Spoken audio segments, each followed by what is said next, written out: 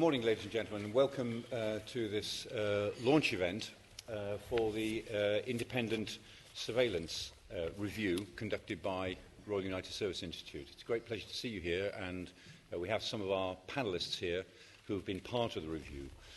We were asked to undertake this review in March 2014, by the Deputy Prime Minister, and I'm very pleased that the Right Honourable Nick Clegg is with us this morning and has agreed to say a few words just by way of opening.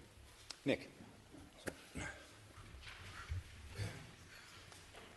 Well, thank you, Michael, and thanks to all of those members of the RUSI expert panel, those that are here for being here this morning. Thank you all for coming to welcome the publication of this report. I stood, I think, elsewhere in the building a year and a half ago to announce that the expert panel would be convened by RUSI in the wake of the Snowden revelations and the controversies and the debates at the time. And it's interesting to reflect how things have changed and shifted somewhat dramatically since that time. One of the reasons why I approached Michael and suggested that RUSI might wish to establish this panel was, I will not disguise the fact, was my personal frustration that parts of government were, at that time at least, reluctant to grapple with the quite significant and profound issues of principle, of detail, of legislation, of technology, which had been brought to light. And since then, of course, there has been an almost sort of cornucopia of great thinking and groundbreaking reports which have ensued. David Anderson's report recently, very far-reaching and comprehensive in its scope. Nigel Scheinwald's report, both of those reports, both David's and Nigel's, was something that I and others worked hard to persuade people across government should be established to look at the full gamut of the issues which had come to the surface, and of course the ISC's report, which its genesis had started earlier. But nonetheless, we had, if you like, from a sort of standing start of stony silence a year and a half ago, we now have a great smorgasbord of reports to draw from to decide how to move forward in the future. And whilst the RUSI report, certainly compared to David Anderson's and Nigel Scheinwald's, was the first to be commissioned and the last to be produced, I think its significance is that it has brought together a much wider range of voices on the panel than any of those other reports. So it has a consensual credibility, if you like, drawn from the panel members, which is quite unique and I think gives its recommendations very considerable force indeed. Obviously, the panellists will wish to highlight those parts of the report and the recommendations which are particularly noteworthy, but I would really highlight very briefly three which seem to me to be especially significant. Firstly, this report, coming on top of David Anderson's recommendations about the need for judicial oversight for warrants, does now seem to me to pretty well settle the basic argument about whether it's the executive or whether it's the judiciary that provides oversight and provides the green light for warrants. There are subtle differences, which I will not enter into and which I do not feel particularly theological about one way or another between David's recommendations and the recommendations in today's report. But they are both based on in British terms at least, a groundbreaking principle that we should move more into line with practice in the United States and elsewhere and provide greater and pretty comprehensive judicial oversight when warrants are issued. And that, I think, is a real sort of outbreak, if you like, of consensus, which we will look back on as being very significant indeed. Secondly, I felt that the report's strong support for the basic tenets of Nigel Scheinwald's work, again, is especially noteworthy and significant for the simple reason that it always seemed to me, as a sort of layperson, that a technology which is so spectacularly borderless as the digital environment cannot remotely, and the rules that govern it cannot remotely be influenced or sensibly or rationally governed by rules which are balkanized by the national jurisdictions by which laws are made in national parliaments and assemblies. It just seems to me an obvious observation that if we want to create a new settlement and a new transparent, proportionate, accountable manner by which governments, law enforcement agencies, intelligence agencies access data, that will need to be done on an increasingly international, treaty-based premise, bringing together like-minded jurisdictions and governments, not just across the Atlantic, but elsewhere as well. And that is, of course, a long task and a very complex one, but I think we've got the ball rolling. And then third and finally, and I think most refreshingly, actually, is what I would call the 10 RUSI principles, the 10 RUSI rules which are set out in this report. And I hope, like a sort of tablet of stone, these 10 tests will be issued to every MP and every peer when we are debating. David Davis is smiling, so he and I will make sure that is indeed the case.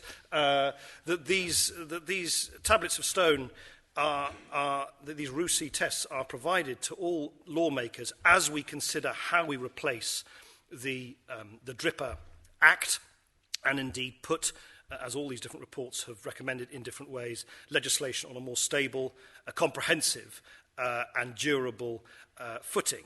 I think these tests really are excellent. Some of them are obvious but need restating: proportionality, necessity, rule of law. But some of them, I think, also speak to our values as a society, which I think are vital.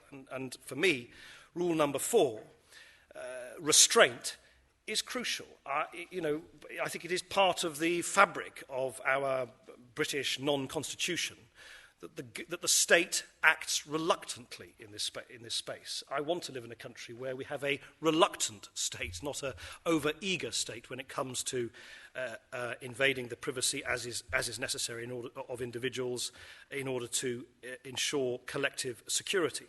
Rule 8, transparency, again, I think speaks to a very fundamental value in British society. Anything that does not need to be secret should be transparent to the public, not just comprehensible to dedicated specialists, but clearly stated in ways that any interested citizen understands. I learnt the hard way 5 years in Whitehall that it is not pernicious, it is not malicious, it is often not intended, but there is an almost unspoken tendency for secrecy to encroach on areas which can remain transparent, and for issues of security to be expressed in terms that are wholly incomprehensible to any normal human being. So greater transparency and greater simplicity and clarity of expression, I think, would be very welcome indeed. In short, I think this report is an excellent report, and in conjunction with other reports which have been issued recently, I believe we are finally on the cusp of forming a new consensus, a new settlement between that age-old, difficult debate between security and liberty, individual privacy and collective safety in a digital age. Thank you very much. Thank you very much indeed. I just wanted to say a few things in general about the report and then ask each of our panellists just to offer a headline from their own particular area of expertise, and then we've got some time until 11 o'clock for question and answers. We were asked by the then Deputy Prime Minister to produce this report independently, and the panel that we chose, the 12 people, represented a range of expertise from journalism, internet law, policing, ethics, as well as representing parliamentarians, people in the industry, people in the academic side of analysis and so on. So we thought we had quite a very wide-ranging panel, but a well-balanced panel, and we were asked to produce our report after the next election, which we have done.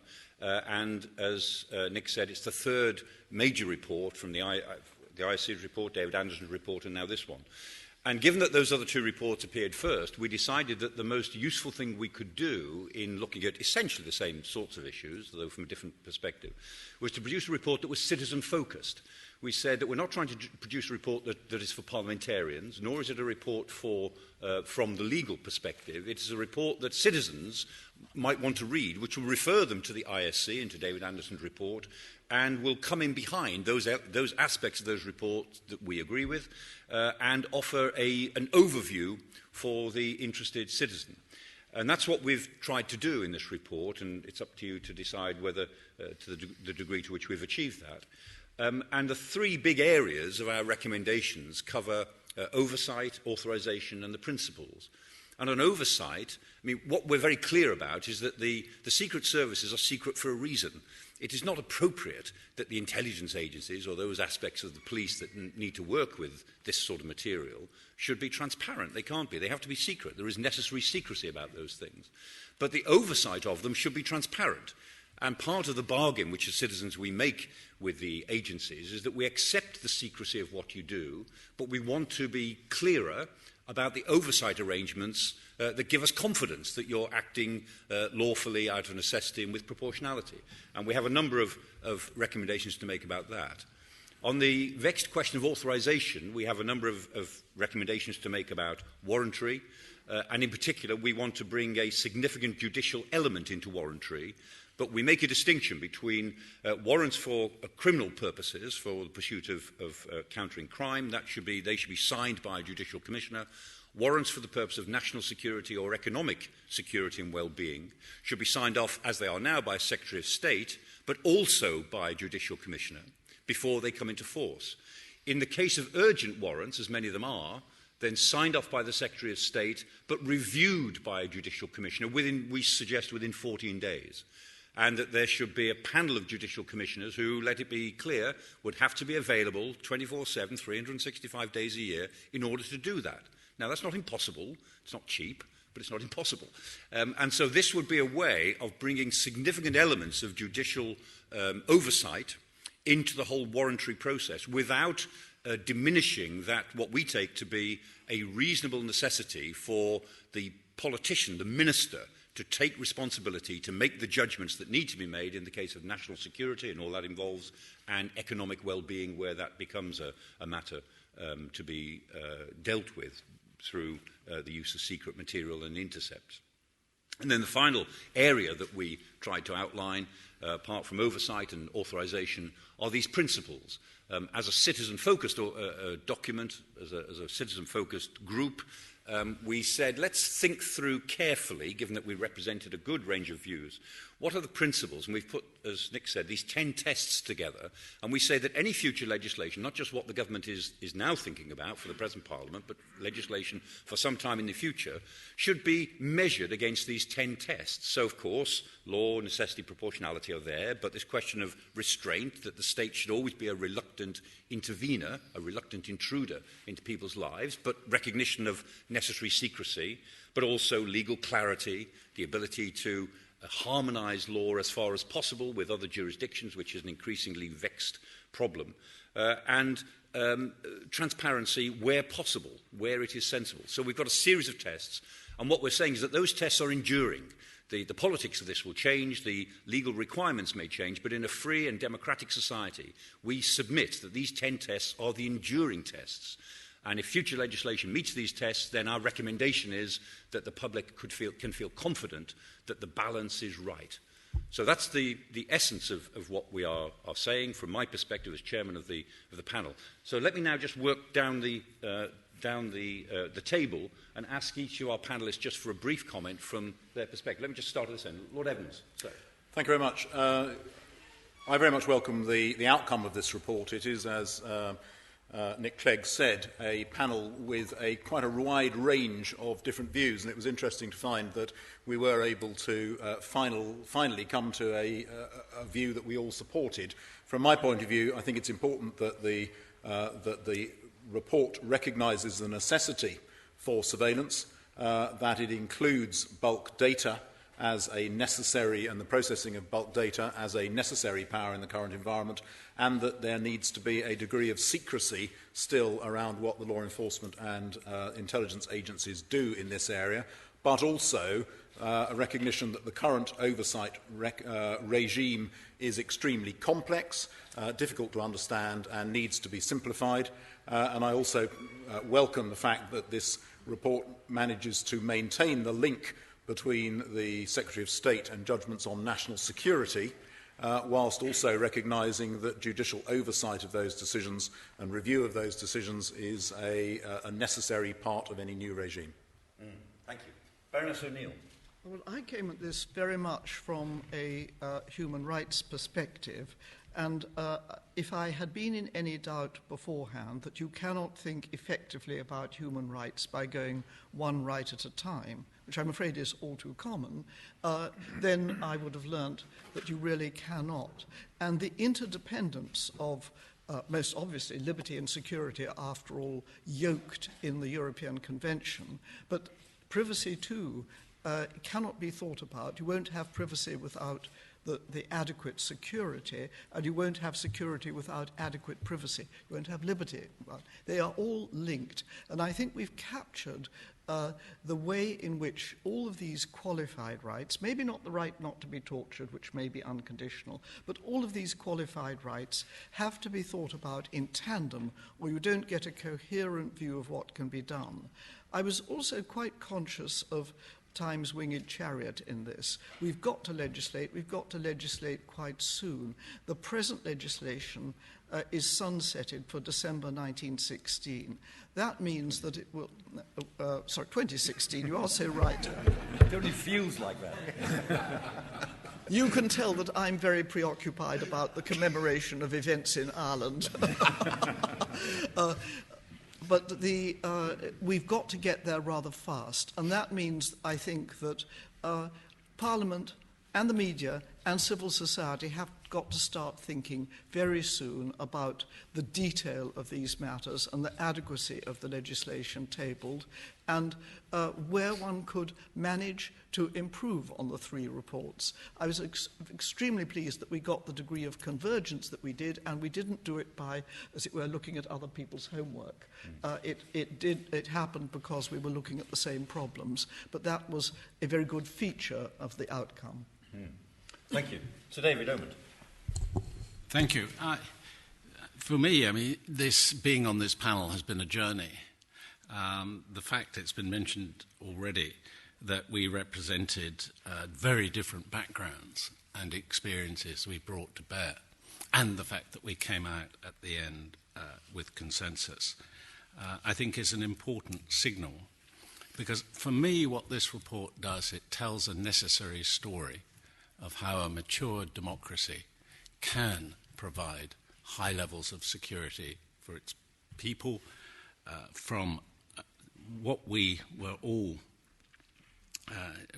saw as a changing range of threats, including in particular cybercriminality, can provide that security at the same time as ensuring high respect, the highest degree of respect for personal privacy and for freedom of expression.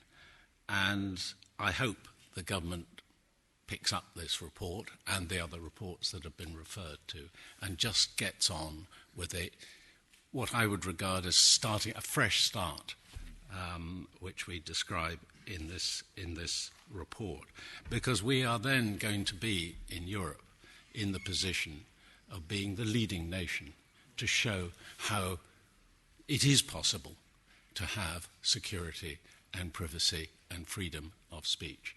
And in that we can lead the world. So I just hope that we will see some early action. Thank you. Professor John Grieve, sir. Well, I would agree with David. This has been a journey. This has been very expensive learning for me.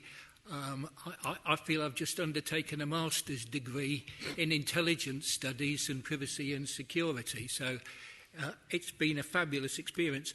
I came at it from the perspective of a cop and dealing with communications data, not content, communications data. I suppose my emphasis would be that I've been trying for a good many years, 25 years now, to make police intelligence systems community friendly.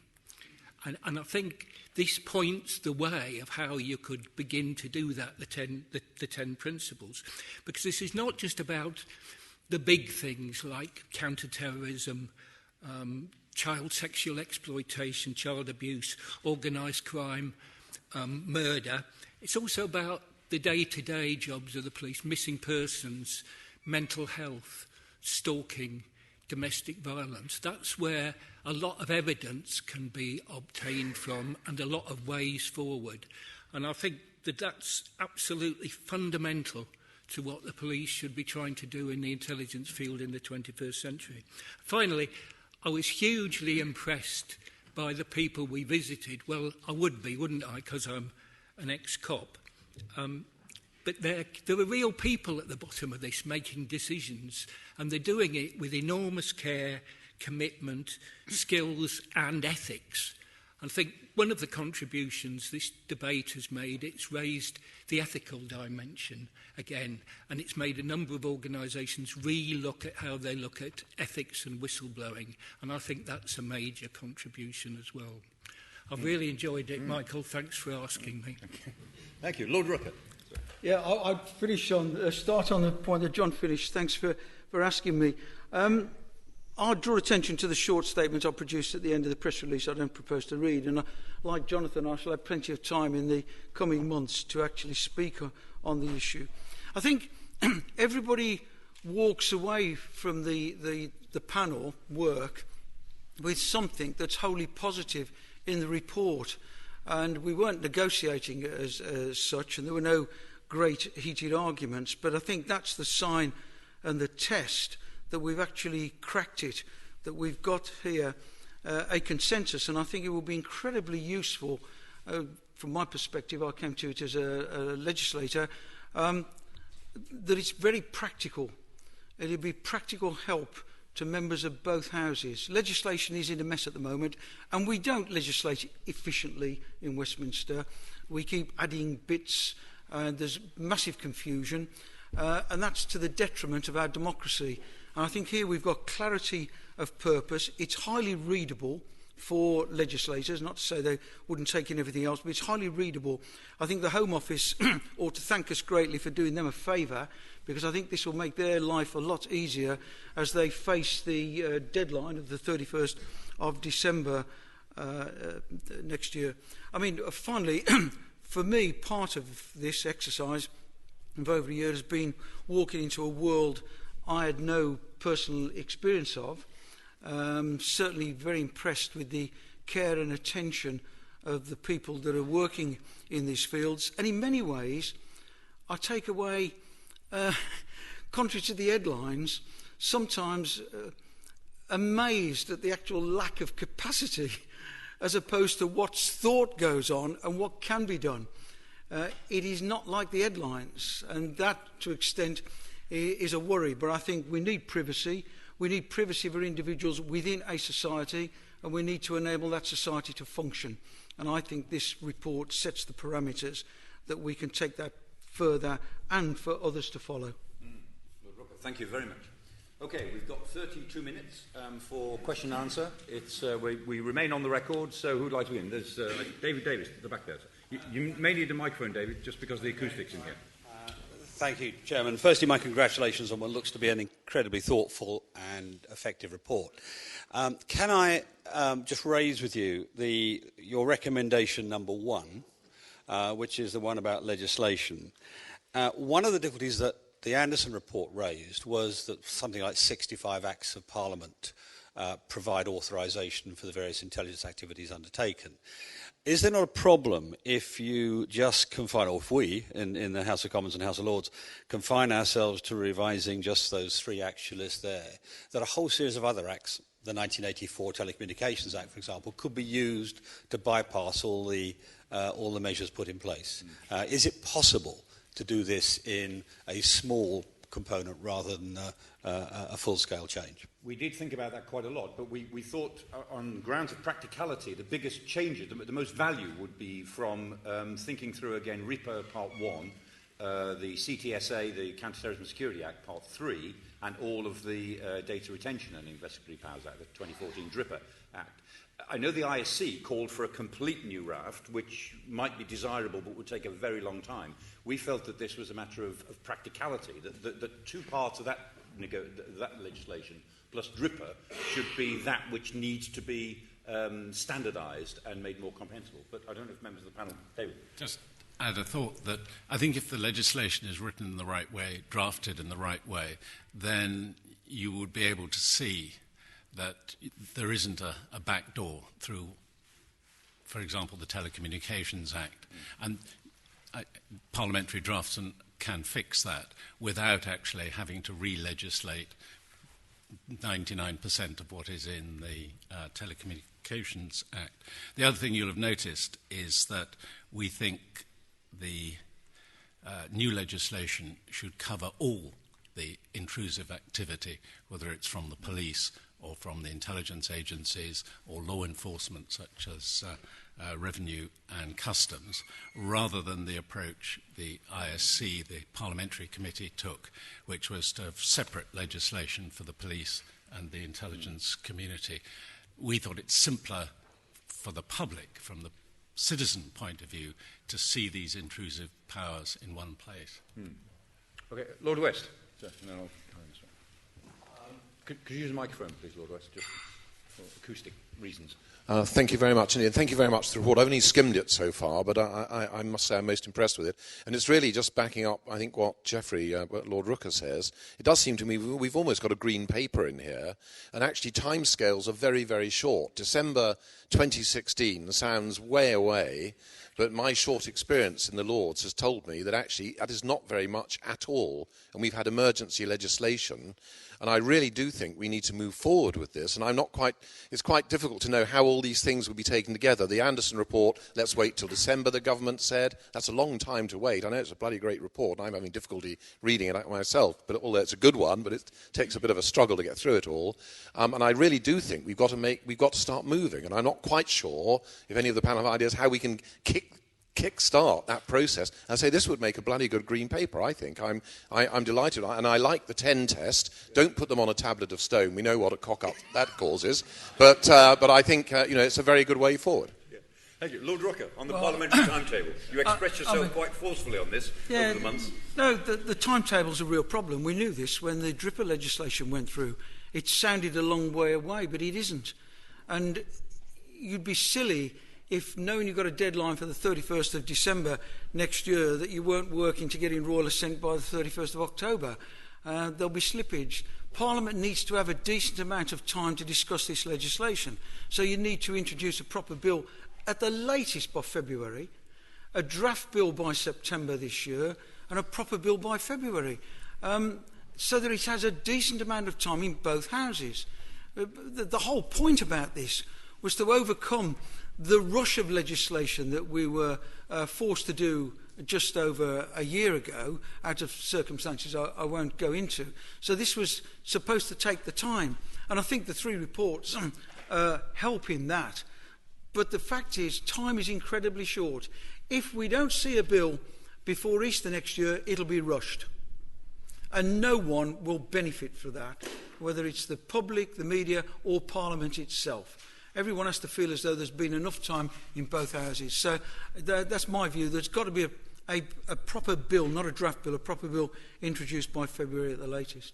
And if that can't happen, and there is just a need for more time to think it through and get public interest and consent around it, how does the government get over the sunset clause in December next year? Well, you can't. You'd have to introduce primary legislation. Yeah. This can't be a minister with a statutory instrument extending Dripper. It's not possible. I mean, that's where the self-imposed discipline was put into the system by the drafting of Dripper in the first place. Now, knowing that, you've got to meet the timetable, therefore, because to introduce another bill, to extend the bill, when you've got this, is preposterous. There is enough time to do it, as we sit here in July. But time's of the essence, so one assumes that, as Alan West said, it is virtually a green paper. I say the Home Office should be incredibly grateful for the amount of work the panel's done. Baroness O'Neill. When Dripper was going through, there was an attempt to sunset it for earlier, namely for December 15 this year. Lord Phillips of Sudbury had an amendment. He was finally convinced that wasn't practical, but I think that at the time there was a good awareness that Dripper was not the long-term answer, and it was sunsetted as early as was practical. But Jeff is right. We've got to get a move along now. Okay, thank you. Helen Walker, and then I'll go around the back. Sorry, just microphone. Thank you. Sorry, I haven't had time to read the report. Citizen and member of RUSI. But would you or another member of the panel care to say something about the practicalities of the voluntary particularly the recommendation that there should be judicial review before a warrant recommended by the Secretary of State is executed. Yes, on the assumption that most warrants are not so urgent, and so that could take place before. But in the case of an urgent warrant, we're saying, right, Secretary of State must take a decision, as they are responsible to do, sign off the warrant, but it will be reviewed within 14 days, and if the Judicial Commissioner thinks there is something wrong with it, it would have to be adjusted, or in theory, it might, in extreme cases, have to be struck down and then have to start the process again. Well, that's my question. Given the number of warrants, is this really practical? Well, we believe that it is. We believe that it is. But as I said, it requires judicial commissioners being available all of the time, 365 days a year. It has to be done. It can be done. But I mean, partly it's a question of how determined the government is to make a judicial element work in the warranting process. And of course, what would also help our recommendation that the, if you might call it, ordinary crime warrants go straight to the judge. And so the kidnap cases, the missing teenage, those very, very urgent cases would not suffer any dual warrantary delay. The bulk warrants, about which there's been a lot of controversy, that are operated overseas for GCHQ, those are not normally time urgent, so there would be time to have the full process, including the judicial review. The point about the judicial review, and here we drew heavily on David Anderson's splendid analysis of that, is it's not second-guessing the decision of necessity by the Secretary of State, but it's checking its reasonableness and its lawfulness. And that, I think, is a big extra safeguard over and above what happens today for the public. If a young teenager goes missing and everyone's very worried, the first thing the police ask, very sensibly, where has her phone been, or where has his phone been for the last 3 days? Let's track the phone, then we might find out where this person is. That's rule one. Okay, lady there, ma'am.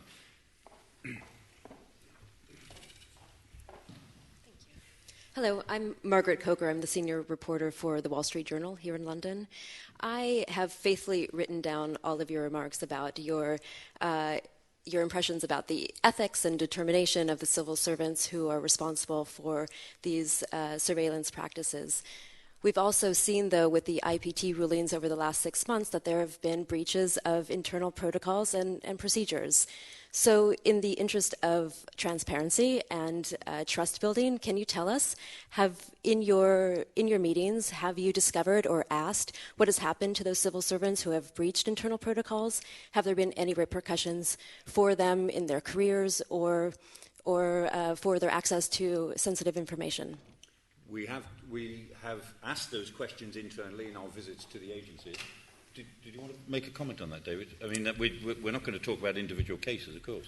No, I don't think we should talk about individual cases, although the media have already reported one case, and it's the first time it's ever happened, in which the individual has now left the employment of government service. We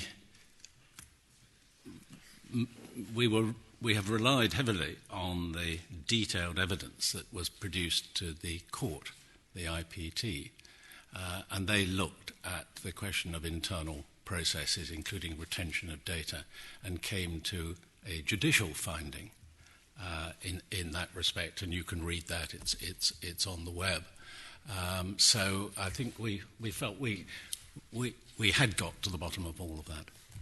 But I would also say that we know part of the IPT's job has been to catch mistakes and unwitting errors which have created things which may not be lawful.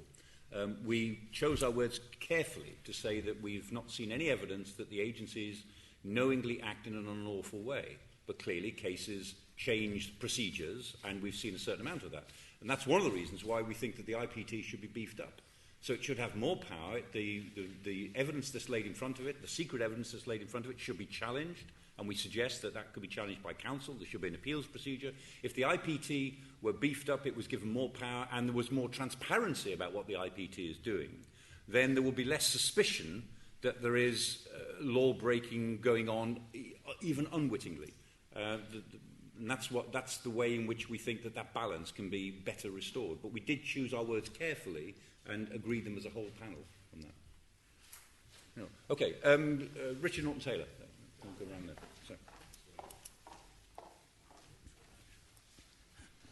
Sorry. Thank you. Just to pursue that, and I think John Grieve addressed this point when he talked about ethics, really, but how can an outside scrutiny body really ensure that personal data retained through bulk collection will not be accessed in breach of the law or guidelines and therefore lead to mass surveillance? Do you mean accessed by a rogue operator looking for some personal... A rogue operator, or by someone in a large organisation like GCHQ. The ethos is not right, the pressures by one manager or another, and that's the point I'm making. It's a question of trust on the workforce, as some people said during the GCHQ trade union conflict a long time ago. In the end, it's up to the workforce. Yes. Okay. John? Gosh, thanks, Richard. That's a really good follow-up question to my ethical point. Well, there's a wider debate going on than is apparent in these papers about a code of ethics for police intelligence officers. I'll let David Oman speak to GCHQ if he wants to. But there's what I saw was an increased regard and a willingness to take other advice and to look at other ways of doing things. That is not to make all the secrets open, but it is to have different people look at what's going on. I would start, if I was giving advice to the Washington Post, which I'm not, I would start with the Nolan principles on ethics in public life and the extra bits that have been added on for police officers. But I think that's not as helpful as it might be to intelligence officers. So if you were interested in a debate on what we should put in ethics for intelligence officers in the police service, then I'd be interested in engaging in that. This document, in part, Lord West said it was a green paper, but it was an attempt to start a dialogue from my perspective over a range of issues. So that would be the beginning of my response, Richard. Richard's question is an important one. Let's just stick with it for a moment. Lord Evans, former director of MI5. There's a very big problem in the middle of all these things, which is that if you have a group of individuals who are determined to break the rules, then it's very, very difficult to police them in a way which is 100% reliable. So obviously you have to design, as it were, a hard system that does its very best to ensure that there is appropriate oversight, there is accountability, that the investigations can take place. But I think there's also a soft element of this that is one of the responsibilities of those who lead the agencies and with ministerial support to actively encourage ethical debate and what has been termed ethical buoyancy within the agencies, because the reality is that the ethical issues involved with intelligence will be faced by the people at the front end of the agencies rather than necessarily be immediately evident to the people at the sort of senior management level. So there has been a process in all the intelligence agencies over the last 5 years of encouraging debate on these issues, providing a sort of framework of discussion and encouraging those people who are involved in these issues to see engagement on the ethics of it as being part of their responsibilities, which is not a hard sell given that all the agencies have been recruiting a large number of new staff, very often young graduates who come with a set of sort of questions. So I think there is a hard element to this in terms of the process, but there's also a soft element, and I think both need to be addressed. Okay. Sir David, former director of GCHQ. I think it's a very important question. If you like, you need a layered defence. The first defence is with the individuals working in the organisation and the moral calibre of their leadership.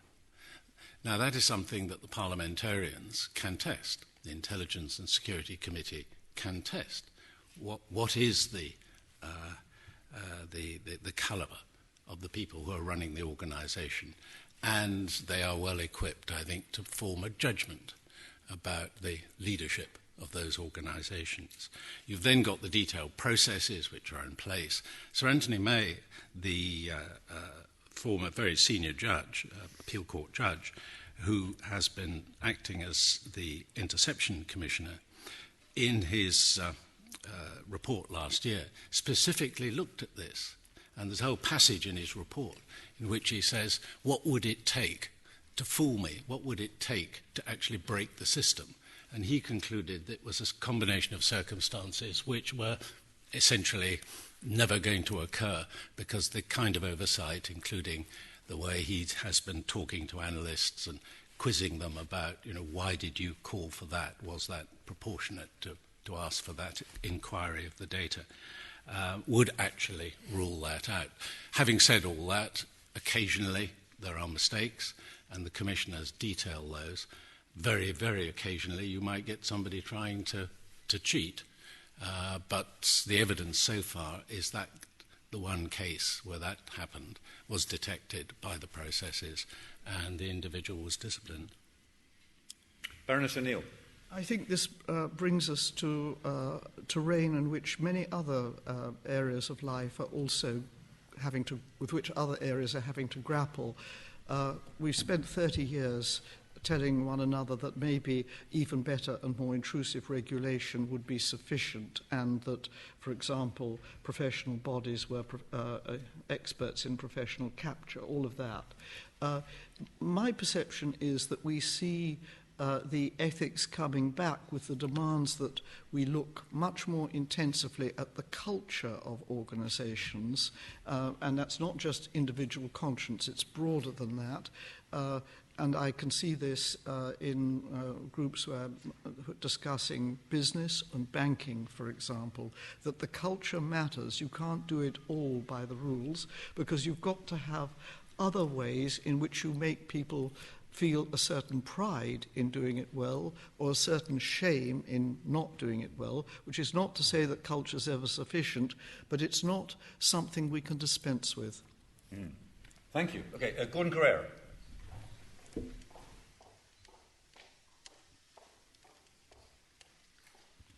Thanks. Can I ask about encryption? In general terms, does the panel support the spread of encryption for the general public to protect their data? And then more specifically, the Prime Minister and the government have talked about not wanting any no-go areas for the state. And there's been talk that that might involve restricting the sale or the use of products which provide end-to-end encryption where the keys aren't available or are not in the hands of the service provider and so can't be requested. Does the panel think that that's realistic or viable to take place? Go on, David. I was just going to point to David Anderson's press release when he launched his report, where he made the point that nobody had made any proposition to his review. The same is true of this review. There was no proposal put to us to consider for inserting mandatory backdoors or new style clipper chips or any of that. The point about no-go areas, I think, is an important point of principle. That law enforcement should not be told there are certain areas where you're not allowed to seek evidence. That's very different from saying you should so arrange the world that you will always find the evidence that you're looking for. With the spread of encryption, which is very necessary for the protection of commerce, for example, it's inevitable that obtaining content evidence will be harder than in the past. But we, as I say, law enforcement, I think, should have the right to seek. Yes. I think that covers the point I was going to make. Sir. Ewan McCaskill from The Guardian. The report starts from the premise that bulk data collection is a good thing. It doesn't really offer a justification for it, bulk collection v. tailored surveillance. I mean, my own answer to that is the more we looked at it, the more we realised that bulk collection is something that many organisations are doing in society, not just governments. In a world of in a digital society with powerful data analytics, bulk collection is a feature of a lot of organisations. Now, when the government does it, it should be under much more careful restriction than when a retailer does it, because of the fairly obvious reasons. But I think we were convinced that bulk collection is necessary in order to filter down to what is important, and we were impressed, I think, by the rigour of the filters and how small is the actual amount that is then looked at.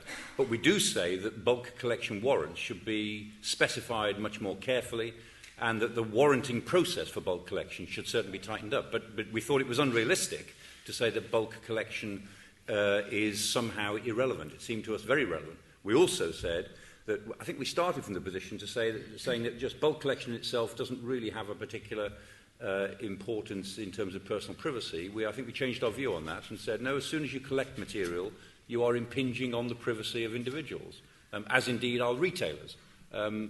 Those are issues that we have to engage with, and when the government does it, it must do it under more rigorous conditions. Sorry, I'm speaking for the panel now, but any offers on that?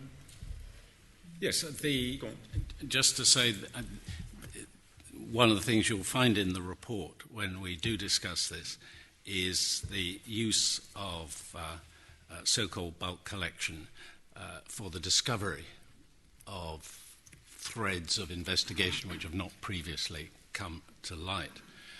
You could actually describe most of that work as targeted, and the distinction between bulk and targeted, I think, is a very old-fashioned one that stems from the days of old-fashioned telephones and the two kinds of warrant. Nowadays, I think looking at data under the right conditions and authorizations is the way we will protect ourselves, including from malware, from cyber attacks, from the detection of the signatures of particular kinds of attack, which you will only find out if you actually have access to the internet. Okay, sir, there's a gentleman here in the white suit. You need a microphone.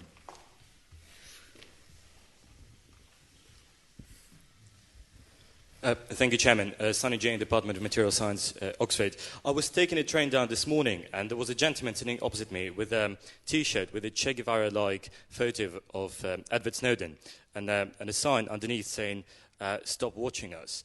And it seems to me that there is a big gulf between the ethical debate that happens amongst the professionals, the legislators, the intelligence experts, the RUSI panelists, and the rest of society. How can this gulf be removed, and how can more trust be rebuilt about the work that the intelligence community is doing? Thank you. Yeah. We do point to the fact that we think there is a credibility gap between the procedures, the authorization procedures, the oversight procedures as they exist, and can be certainly improved, and the way the public thinks about them. And undoubtedly, the Edward Snowden disclosures, the revelations, have created an image, certainly in the United States, in many European countries, and to a degree in the United Kingdom, that mass surveillance is going on all the time. We're convinced that we know that it isn't. And our proposals, I think, would help to close that gap. And most importantly, going back to what Lord Rucker said, the new legislation has got to be properly debated. If there is any sense that the government is pushing through rapid legislation because it now could get it through, then I think the public is entitled to be cynical about it. And what we're saying is that this is the moment for a really good debate to close that credibility gap, which has been not created by Snowden, but certainly hugely exacerbated by it. Right. It's just not helped by people who should, I think, know better, referring to any work within this area, I'm sure your work, as snoopers charter. Yeah. It just does not help one jot. Indeed. It's not a phrase we use. Right. There's a gentleman at the back, and then Deborah Haynes next to you. Sir. Sean O'Neill from The Times. Can I ask the panel, David Anderson's report stressed the need for full avowal of all the intelligence services capabilities. Does the panel feel the process of avowal, which has been quite prolific in the last 6 months or so, has gone far enough, or is there further to go? Are there more techniques that need to be avowed before the public can have confidence and Parliament can properly debate new legislation? Anything, Jonathan, on avowal? We've been reasonably agnostic about that as a panel, I think. There's a dilemma here, obviously, which goes to the heart of all this, which is, you do want to avow it in terms of ensuring that there is a transparency to it, but equally you don't want to avow to such a level that anybody who wants to can avoid the potential for their activities, if they're hostile, to be identified.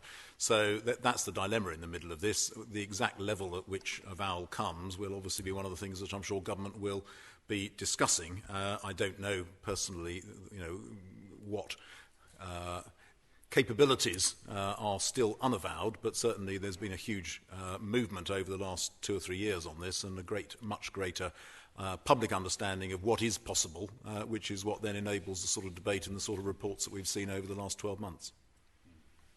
Thank you. Deborah Haynes. Thank you. Deborah Haynes, also from The Times. While this wasn't the thrust of the review, in the course of your investigations and consultations, did you come across any evidence that you're able to share publicly that the revelations by Edward Snowden have caused damage and harm to the UK security?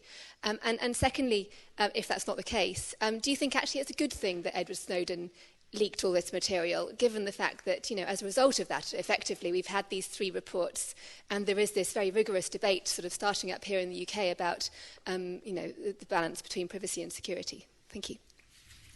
I would say 2 things now. One is that there is a fair amount of material now in the public domain where the intelligence chiefs have said and listed generically the sorts of disadvantages which have been created, the sort of operational challenges that have been created by the Snowden revelations. And I think we took the view, we didn't think that we were qualified to pronounce upon that, nor should we be, but that we would simply record the fact that that's what the intelligence chiefs have said. But we also took the view that Snowden has had the effect of making this debate much more urgent and has actually raised the issue, several issues that he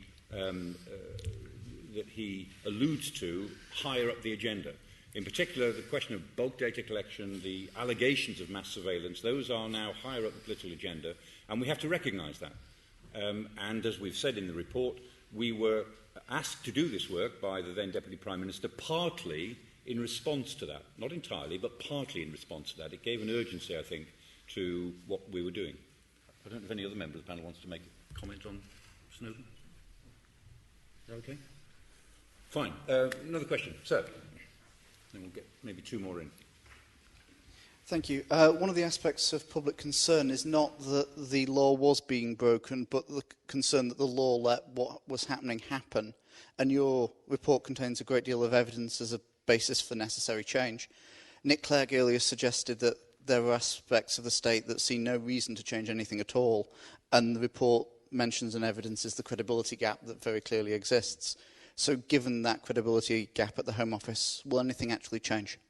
Sorry, say the last bit again? Will anything actually change? Well, we're not here to be clairvoyants. We are presenting the report, and I think as Lord Rooker said, that we hope that we've made a positive contribution.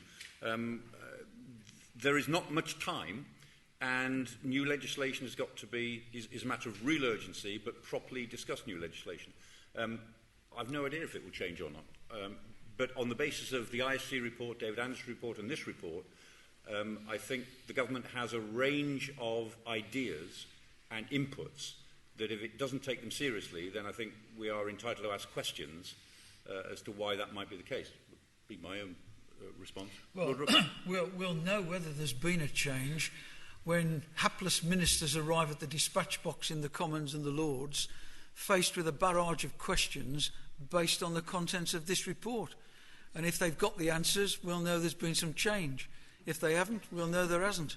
And then we'll have to take it from there. Yes. Fine, thank you. 1 more question, sir. I'll take 2 more questions. There. Yeah, sir. Mike Harris, Don't Spine Us. David Anderson QC's report suggested that the case had not been made for the extension of powers detailed in the Draft Communications Data Bill. I can't see it in the report. Do you take a view on whether the extension of those powers is justified, or do you take an alternative view? No, we don't. David? Just to say that the David Anderson's report actually then subdivides the question into different kinds of power, so one of which David does say he is convinced by, one of which he could be convinced by, and one of which he hadn't yet seen any evidence. And that, I think, is one of those areas where government, in considering its policies over the summer, will have to make its mind up as to whether it is prepared to produce that evidence for scrutiny and for the pre-legislative scrutiny of their draft bill. I rather suspect they'll probably follow the line that David Anderson set out in his report. Thank you. That's I'm not a clairvoyant. I don't know. There are some nods from that end of the room, I noticed. Right, there's another question over there, so the final question. Charles Mannering, Atlantic Council. Has the panel considered 2 points which Nick Clegg made in his speech last March? The first one, just quote, we would set up a new single web portal, we would call it surveillance.gov.uk, to act as a single source of information about the work of the agencies. New reports, legal rulings and statistics would be posted. And secondly, more significantly, we would follow the example of the private sector and publish annual transparency reports with a breakdown of the requests made under REPA for access to comms data held by internet service providers and telecom firms. Yes. Sorry, John, that's in our recommendation 6, I think. 6, sub-para 4. Yeah. So, yes, we support that. I mean, that's all part of transparency. The commissioners produce those sorts of statistics now, but a lot of people don't see them. They're not widely reported. So there's a very good argument for saying, let's bring this together so that there are some if you like, gross statistics out there which the public can understand, 50% of this or 2% of that or 15% of that, in the way that the national economy can be discussed in those big handful terms, without doing violence to some of the delicacies of this. That which is produced by the commissioners can be made far more accessible and transparent, and the idea of a web portal is certainly a very good one. Okay, on that note, we are at 11 o'clock. We should draw this to an end. I'd just like to thank you for your attention here, but also I should also like to thank our RUSI team who are involved in this. Charlie Edwards, our Director of National Security Studies, Callum Jeffrey, also in National Security Studies, and Laura Medawar, who was in that group as well, who's now at the Foreign Office, has come back today. But thanks to that team, to our panellists, for what has been a very long a process that's gone on for more than a year, but it's also been a very rewarding one. And thanks to Nick Clegg for asking us to do it. Thank you very much.